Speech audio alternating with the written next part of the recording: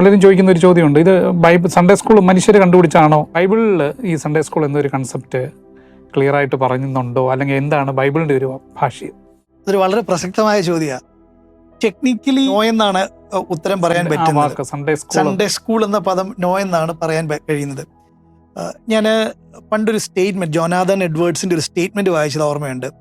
Every home is A little church. എല്ലാ ഭവനങ്ങളും ഒരു സഭ തന്നെയാണ്. പക്ഷെ പലപ്പോഴും ഈ ഭവനങ്ങൾ ഈ റെസ്പോൺസിബിലിറ്റി ചെയ്യുന്നില്ല. നമ്മൾ ബൈബിൾ പഠിക്കുമ്പോൾ ആവർത്തന പുസ്തകത്തിലൊക്കെ 6-ാം അധ്യായത്തിലൊക്കെ പറയുന്നുണ്ട്, വചനത്തെ ഹൃദയത്തിൽ സംഗ്രഹിക്കണം. അവിടെ ഒരു 4 കാര്യങ്ങൾ പറയുന്നുണ്ട്. നീ ഇരിക്കുമ്പോഴും നടക്കുമ്പോഴും കിടക്കുമ്പോഴും ഒക്കെ പല കാര്യങ്ങൾ പറയുന്നുണ്ട്. ഈ മക്കളോട് ഈ വചനങ്ങളെ പറഞ്ഞു കൊടുക്കണം. സദൃശവാക്യങ്ങളുണ്ടല്ലോ, ബാലൻ തൻ്റെ നടപ്പിനെ നിർമ്മലമാക്കുന്ന എങ്ങനെ, വചനപ്രകാരം സൂക്ഷിക്കുന്നതിനാൽ തന്നെ.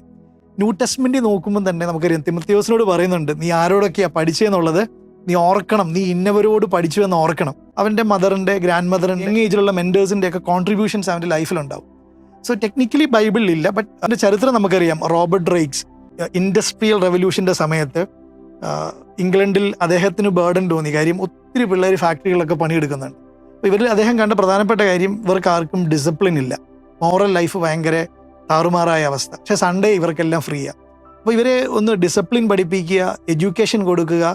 സത്യത്തിൽ അദ്ദേഹത്തിൻ്റെ അറ്റംപ്റ്റ് വിജയിച്ചപ്പം അതിനെ സഭ പിന്നീട് ഏറ്റെടുക്കുകയാണ് ചെയ്തത്.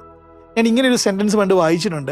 This was not a church originated doctrine but a social and spiritual reform movement that later became part of church life.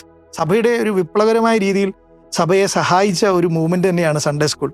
പിന്നീടാണ് സഭകൾ ഇതിനെ ലോകമെമ്പാടും സ്വീകരിക്കുകയും സ്ട്രക്ചേർഡ് കരിക്കുലവും ഏജ് ബേസ്ഡ് ബൈബിൾ ക്ലാസ്സസും ചർച്ച് ബേസ്ഡ് ട്രെയിനിങ് സിസ്റ്റംസ് ഒക്കെ തുടങ്ങിയത്.